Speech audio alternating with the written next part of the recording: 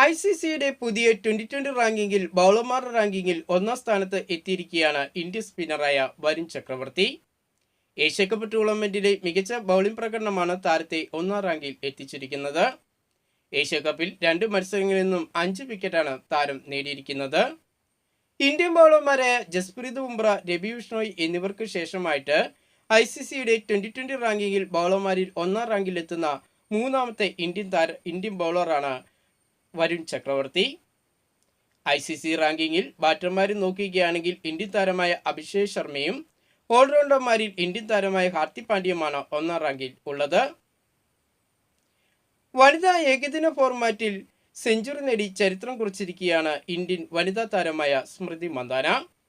ഓസ്ട്രേലിയക്കെതിരെ നടന്ന ഏകദിന പരമ്പരയിലെ 2ാം മത്സരത്തിലായിരുന്നു മന്ദാന സെഞ്ചുറി നേടിയത്. മന്ദാനയുടെ ക്രിക്കറ്റ് കരിയറിലെ 12ാമത്തെ സെഞ്ചുറിയായിരുന്നു പിറന്നത്.